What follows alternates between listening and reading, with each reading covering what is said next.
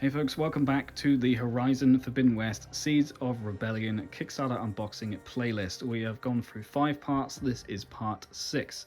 We've already gone through the base game, a bunch of Kickstarter and deluxe exclusive stuff, and we've also just looked at the Lowland expansion, which was pretty interesting. In this video, we're going to be taking a look at the Sky expansion, so that's this boy here.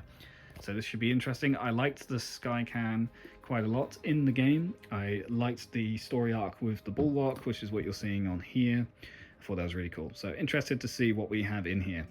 Based on what we had in the Lowland expansion, I expect to see a similar setup of a few playable characters and a big machine boss. As is tradition, nothing on the back. Let's open it up. It's going to be interesting to see if they sell these expansions in retail. I mean, they have barcodes down here, but presumably they would actually have some information on the back as to what is included in the box, because otherwise how will people know what they're buying? Who knows? All right, let's take the lid off of this guy and see what's inside. As expected, to start off with, we have a rulebook, so let's see how this describes the expansion.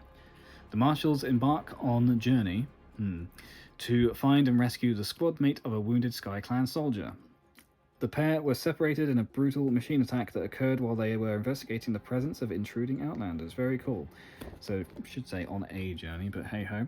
And then we can see what we have. So, extra cards, as expected, some playable characters, and then we have a Deathwing giant miniature. Very cool. Excited to see this one. Underneath, once again, we have another map. So we can fold this one out. It's looking a lot more snowy, this area, because that's where the Sky Clan hang out, is in snow areas. I guess not hang out, that's where they reside, I guess is more appropriate. So I gave my thoughts on the previous video about the paper mats instead of like a cardboard play mat.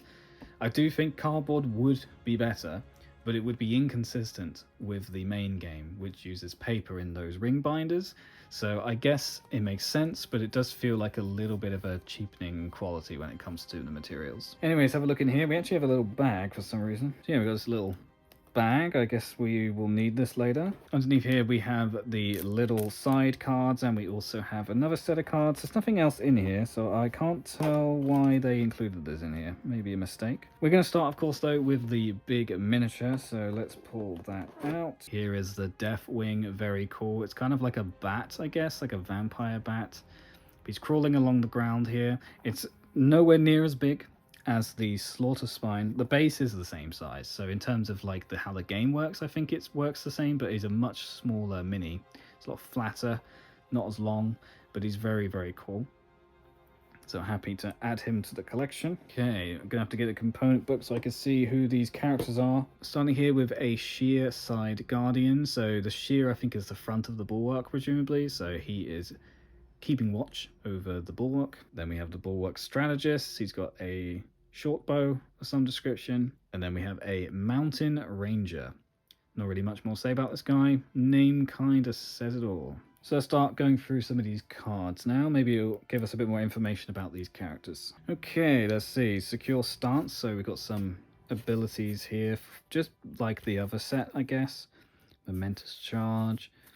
So different things that the characters group. Play this when this character is damaged by an enemy attack. Immediately after this phase ends, this character may perform a free attack action. Okay.